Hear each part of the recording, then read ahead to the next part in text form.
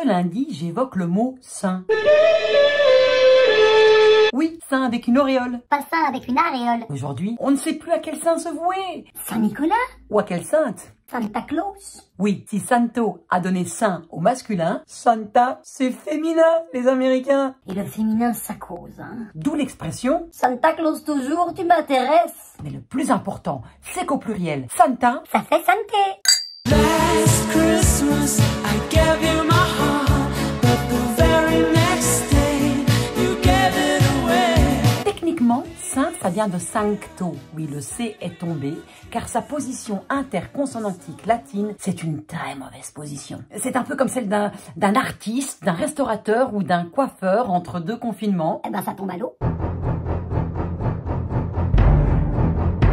D'où qu'en découle un phénomène de nasalisation. Parce que quand on prend l'eau, On a tendance à se boucher le nez. ce qui change la prononciation du mot, comme dans cincturam, qui donne ceinture, ou punctum, point. Concrètement, sancto, c'est le participe passé du verbe sancire. Quand on attribue ce mot à quelqu'un, ça veut dire qu'on lui consacre les droits de. Décidé, interdit, sanctionné. Voilà pourquoi, pour les vrais saints, on consacre seulement une fois qu'ils sont morts. Et même mort, il continue à faire des miracles. Saint-Estèphe, Saint-Émilion. Il rebooste à mort. À mort bourré peut-être, mais il rebooste. Alors que pour les faux saints, on organise des élections. Et eux, même bien vivants, Il faut rien de bon. Saint-Nicolas, président.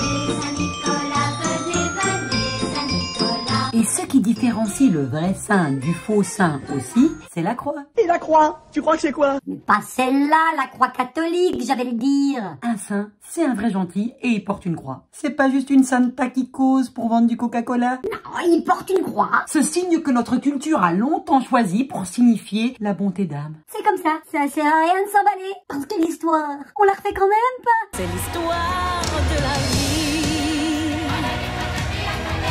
On peut saccager toutes les statues qu'on veut, altérer les titres de nombreuses œuvres, réinventer des mots ou en oublier. Comme disait Théophile Gautier. Rien ne meurt, tout existe toujours. Nulle force ne peut anéantir ce qui fut une fois. La figuration matérielle ne disparaît que pour les regards vulgaires. Alors trêve de vulgarité. Si on fait plutôt d'aujourd'hui, un demain que personne ne voudra jamais effacer. Last Christmas, I gave